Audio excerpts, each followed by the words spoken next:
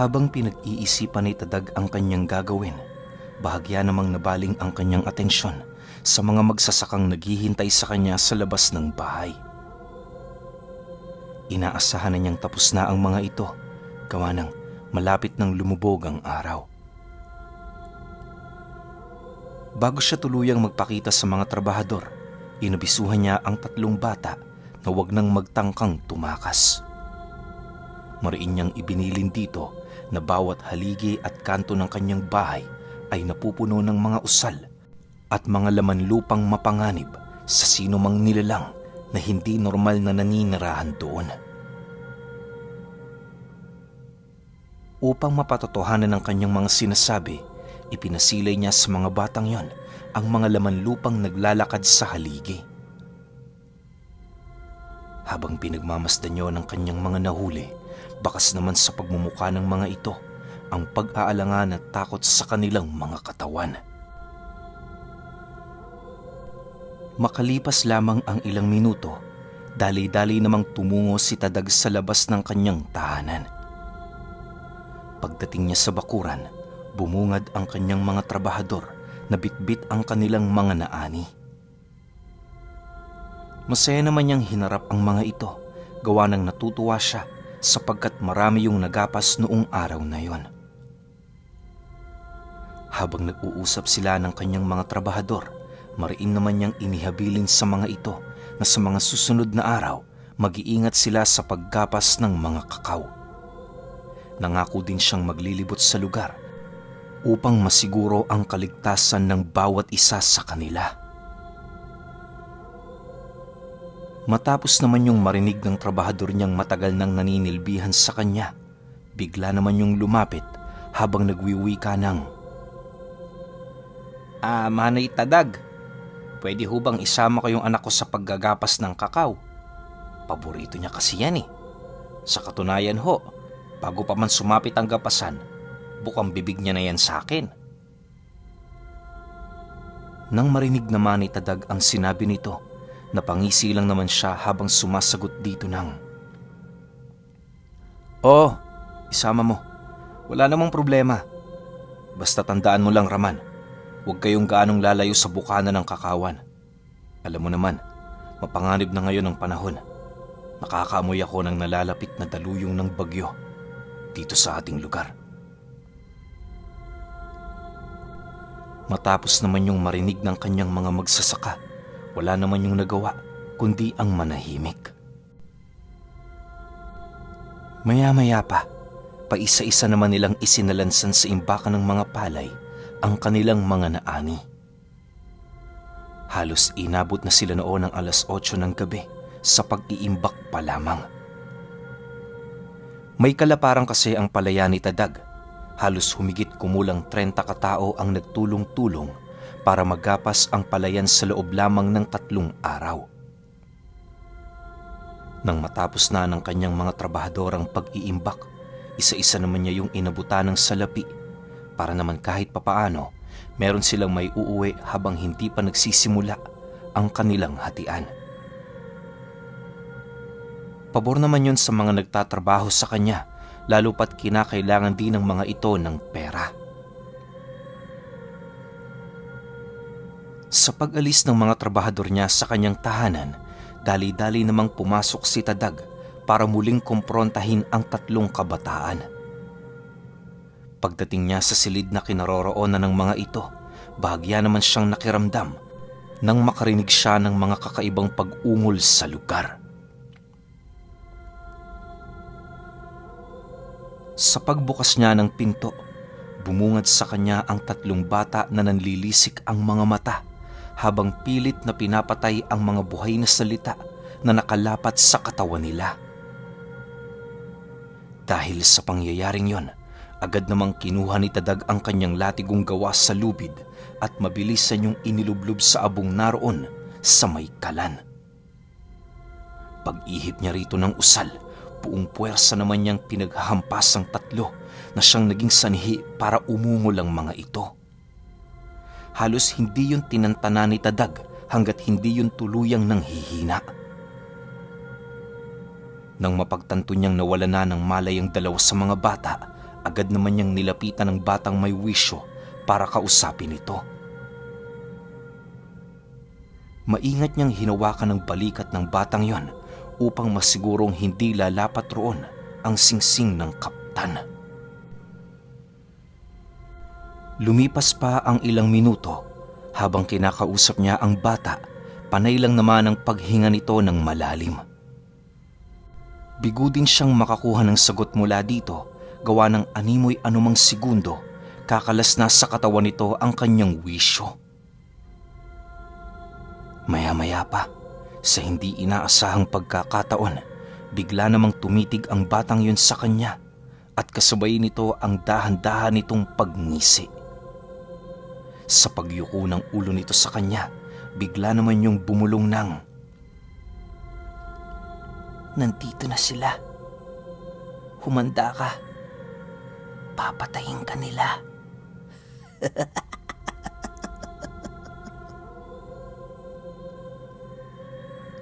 Matapos nitong makapag-wika, panay lang naman ang paghalakhak nito na parabang nasisiraan na ng bait. Sinubukan pa yung kausapin ni Tadag, subalit nawala na din yon ng malay.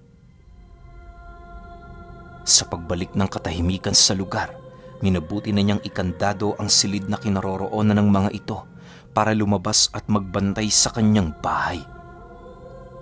Alam niya kasing nagsasabi ang nilalang na yon ng totoo, lalo pat kanina pa yon naghihintay ng tulong mula sa miyembro ng kultong kinagisnan nito.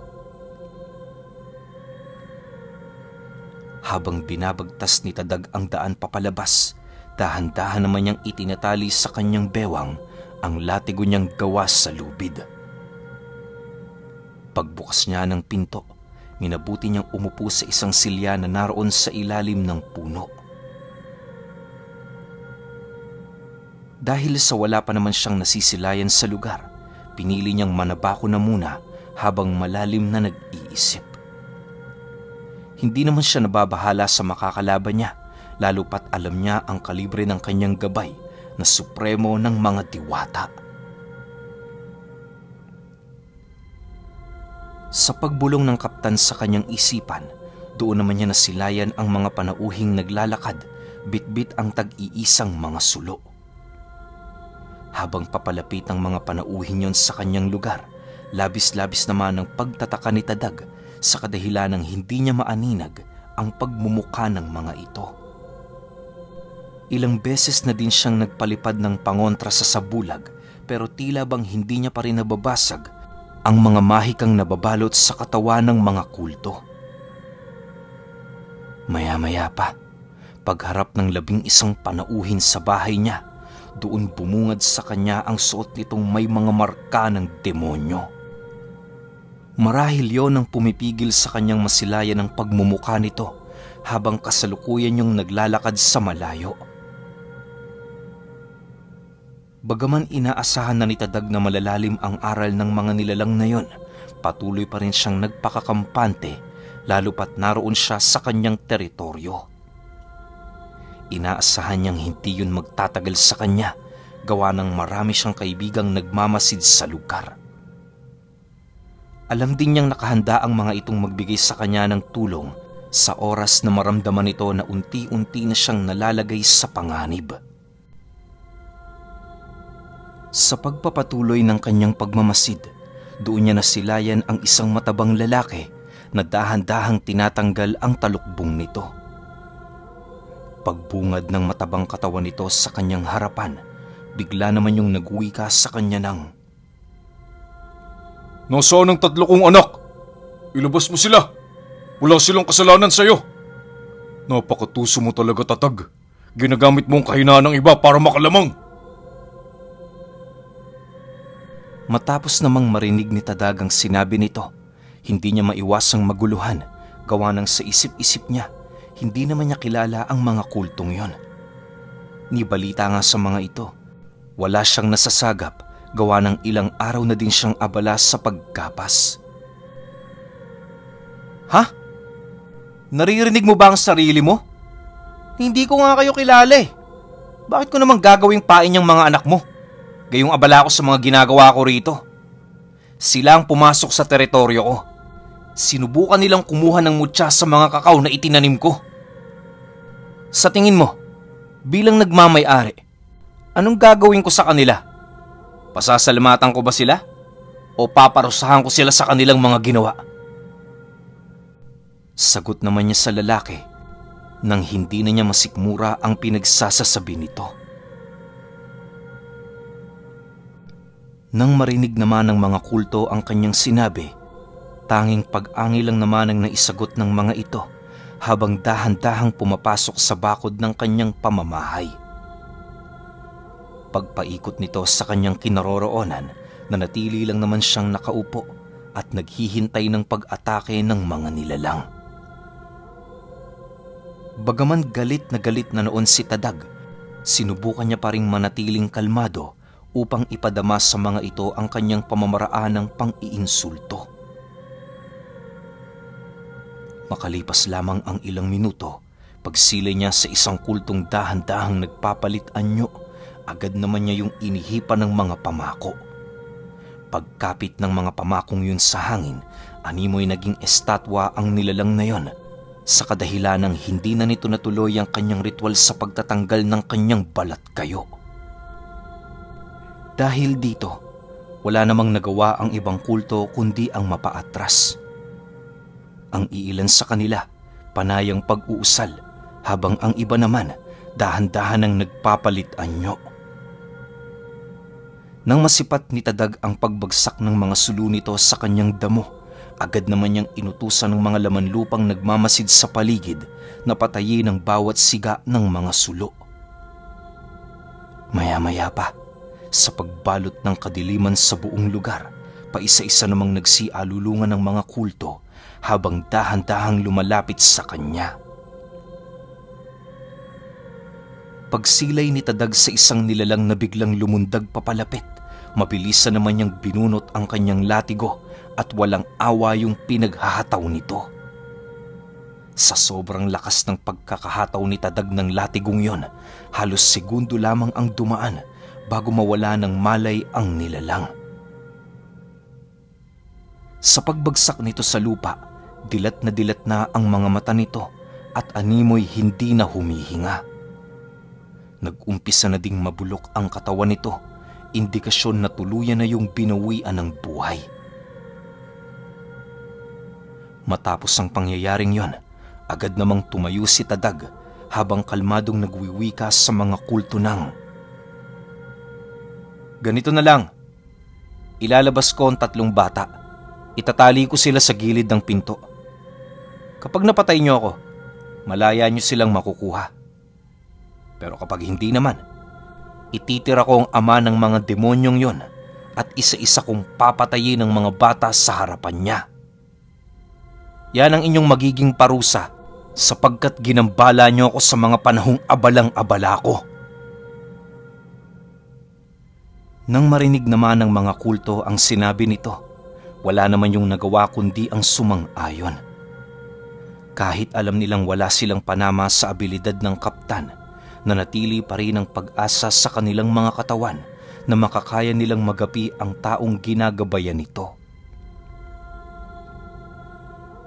Makalipas lamang ang ilang minuto, paglabas ni Tadag sa kanyang tahanan, bitbit na niya ang 3 batang tulalang umiiyak habang humihingi ng tulong sa kanilang mga kakilala. Nang masipat naman yon ang ama ng 3, panay lang naman ang pag-aangil nito habang paulit-ulit nitong isinusumpa si Tadag sa lupa. Matapos naman niyang masilayan ang ginawa ng lalaki, tanging pagngisi lang naman ang kanyang nagawa habang inilalahad roon na walang silbi ang mga sumpa nito sa banal na lupang kasalukuyan nilang kinatatayuan. Sa pagpapatuloy ng kanilang pag-uusap, doon niya inilahad kung anong lugar ang kanilang kinatatayuan. Mariin niya ding inabisuhan ang mga kultong yon na hindi madaling umalis sa lugar na yon, gayong pinamamahayan nito ng iba't ibang mga nilalang na nahahanay sa kapangyarihan ng kanan. Matapos niya yung banggitin sa mga nilalang, agad naman siyang sumipol at kasabay nito ang paglitaw ng hindi mabilang na mga engkanto sa buong lugar. May tikbalang, baragat, laman lupa, duwending pula, diwata, at kung ano-ano pang mga engkanto na biglang pumalibot sa pangkat ng mga kulto.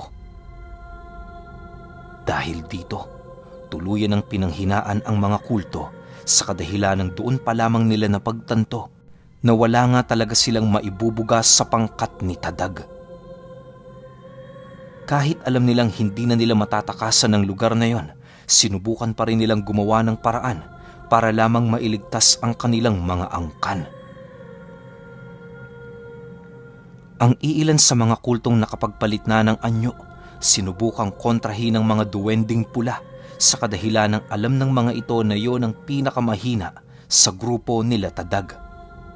Subalit pagsugod ng mga kulto sa kinaroroonan nito, laking gulat na lamang nila nang maramdaman nila ang kakaibang puwersa ng mga duwending pula. Sinubukan nila yung undayan ng saksak sa katawan pero dumulas lang ang kanilang mga kuko sa katawan ng mga nilalang. Pagtagos ng dalawang kulto sa mga duwende, tanging pagsigaw na lamang ang nagawa ng dalawa habang unti-unting naaagnas ang kanilang mga katawan. Matapos ang pangyayaring yon, doon na nag-umpisang gumalaw si Tadag.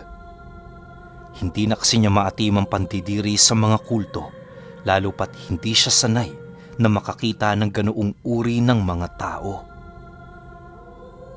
Paglalarawan ni Tadag sa mga nilalang na yon, para itong mga taong yungib dahil sa pambihirang haba ng kanilang mga buhok sa katawan. Nagdadala din yon ng hindi masikmurang amoy na parabang ilang dekada na yung hindi naligo. Ayon pa sa kanya, na bukod sa mahaba nitong mga buhok, napakarami din itong mga galis at garapata sa katawan. Ang iilan naman sa mga kultong yon, meron ng namumuting mga mata, subalit animoy nagagawa pa rin itong makakita. Kapag nagpapalit naman ng mga ito ng anyo, nagkakaroon sila ng mahahabang braso na merong malatuod na dulo. Para din silang nakatayo kung maglakad dahil sa kakaibang haba ng kanilang mga galamay. Dagdag pa ni Tadag na ang bunganga ng mga nilalang na yon, sa oras na nakapagpalit na ng anyo, may kukumpara niya ito sa mga bayawak. Bagaman malalaking bulas ang mga ito, meron naman yung hindi maikumparang bilis sa oras na nag-umpisa na silang gumalaw. Bawat miyembro din ng kulto may iba't ibang wangis, subalit sa kabuuan, meron silang pagkakaugnay sa bawat isa. Naniniwala din si Tadag na malapit na kamag-anak ng mga aswang ang mga nilalang na yon. Kung hindi siya nagkakamali, kalimitang naninirahan ang mga ito sa sapa dahil sa kanilang nakaugaliang paghuhugas ng bangkay ng kanilang mga biktima bago nila yun pagsaluhan. Alam kong hindi kayo mga aswang. Malabo din kayo na maging pamilya ng sigbinan. Iisang uri lang ang nalalaman ko tungkol sa wangis niyong yan. Hindi ba't kayo ang tinatawag sa lugar na ito ng mga salum? Wika ni Tadag matapos niyang mapansin ang kakaibang wangis ng mga kulto. Para sa mga hindi nakakaalam, ang salitang salum ay nangangahulugang sumisid o pumailalim sa anumang katawan ng tubig. Kaya yun naging tawag sa lahi ng mga kulto sa kadahilanang mahilig silang sumisid sa ilalim ng mga lawa tuwing nakakapatay sila ng mga ordinaryong tao. Kaya din nilang lumangoy ng milya-milya ang layo nang hindi man lang humihinga o kumukuha ng hangin sa itaas ng tubig. Ayon pa kay Tadag, na malaki din ang tulong ng malatuod nitong kamay sa kanilang pangunguha ng pagkain at paglangoy. Ang kalimitang pakinabang ng kanilang mga kamay sa kanila ay hindi nila nagagawang lumubog sa mga malalalim na putik sa oras na madaan sila sa ganoong parte ng sapa. Dagdag pa ni Tadag, Yun din ang kalimitan nilang ginagamit sa oras na inililitaw nila sa tubig ang kanilang mga muka para maghanap ng biktima. Matapos namang marinig ng mga kulto ang sinabi niya, bahagya naman yung natigilan, gawa ng labis silang nagulat sa mga katagang binitawan ni Tadag. Maya-maya pa, bigla namang sumagot sa kanya ang ama ng mga bata. Tama ka. Salum nga ang lahi na pinagmula namin. E ano naman sa'yo kung mga salum kami? May magbabago ba? Kasabay ng pag-uwi nito ay ang muli na naman itong pag-atungal at mabilis ang pagsugod sa kanya. Nang makalapit na ang nilalang na yon sa kanyang kinaroroonan, buong puwersa naman niya yung sinapak na siyang naging sanhi upang bumulusok yon sa harapan ng mga bata. Sa sobrang lakas ng pagkakasapak dito ni Tadag, halos hindi na nagawang makatayo ng nilalang na yon. Tabingi na din ang panga nito na siya namang nagpapahirap doon para makapagsalita. Dahil sa pangyayaring yon, muling sumiklab ang naudlot na digmaan sa kanilang lugar. Minabuti ni Tadag na wag nang gumalaw sa kadahilan ng sapat na ang puwersa ng mga engkanto para dalhin sa impyerno ang natitirang pangkat ng mga kulto. Makalipas lamang ang ilang minuto, muling bumalik ang katahimikan sa paligid. Pagsilay niyang patay na ang karamihan sa mga kultong yon, dali-dali naman niyang kinaladkad papalayo ang ama ng mga bata. Pinaupo niya yon sa tabi ng ugat ng puno nang sa gayoy masilayan nito ang kanyang brutal na pagpatay sa 3 nitong anak. Bago niya umpisahan ang pagpaparusa, mariin naman niyang inilahad sa mga ito na wala siyang dahilan para maghasik ng digmaan laban sa angka ng mga salum. Naniniwala kasi noon si Tadag, kapiranggot lamang ang pangkat ng mga nilalang na yon kung ikukumpara sa kabuang lahi ng mga ito na naninirahan sa mga susunod pang baryo. Yun din ang kanyang rason kung bakit nais niyang walang makaligtas na kahit isa sa mga ito. Maya-maya pa, nang maihanay na niya ang 3 bata sa harapan ng ama ng mga ito, agad naman niyang pinaupo yun sa isang maliit na silya na nakaharap sa maliit na mesa na merong hasaan ng sundang na nakapatong. Bago niya umpisahan ang kanyang pamamaraan ng pagpaparusa, kumuha muna siya ng palakol upang hasain ito sa batong naroon sa mesa. Ilang minuto niya din yung hinasa hanggang sa mapagtanto niyang matalim na ito. Matapos niya yung gawin, doon na niya tinanong ang 3 bata kung ano ang parusa sa mga magnanakaw na katulad nila. Ngunit dahil sa wala naman yung kaide-ideya, dahan-dahan namang kinuha ni Tadag ang mga kamay ng mga ito at kasabay nito ang walang awa niyang pag-iitak sa daliri ng mga batang yun. Halos magsitalsikan ang dugo nito sa paligid dahil sa bilis ng kanyang pag-itak. Nang maputol niya na ang 10 daliri ng bata, buong puwersa naman niyang ibinaon sa noo nito ang kanyang palakol. Pagkuha niya dito, parang basura naman niyang itinapon sa kanyang bakuran ng bangkay na siya namang dahan-dahang kinaladkad ng mga tikbalang patungo sa matalahib na parte ng kanyang lupain. Dahil sa pangyayaring yon, hindi naman mapigilan ng 2 batang natira ang mangamba para sa kanilang buhay. Pilit na sila noong humihingi ng kapatawaran mula kay Tadag pero tila bang wala yung naririnig. Hindi pa man tapos sa pagsasalita ang 2 bata, walang awa naman niyang pinagpupuputol ang mga daliri nito sabay kitil sa kanilang mga buhay.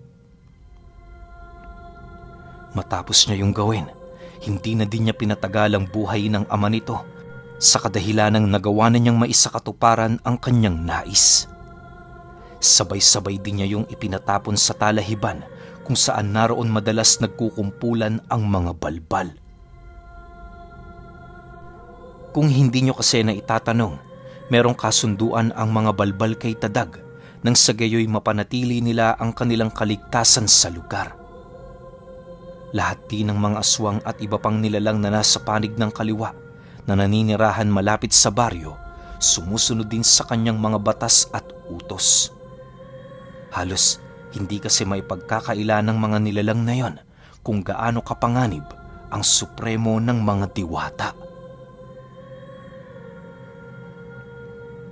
Okay, pasensya na kayo, medyo matagal tayong nawala pero sige, susunod-sunurin na natin to. Meron ako dito hanggang episode 9. Kung ilang kaya kong i-record sa isang araw, ganun din karami yung lapag natin para hindi na kayo mainip tsaka para sunod-sunod tayo. Yun lang. Salamat.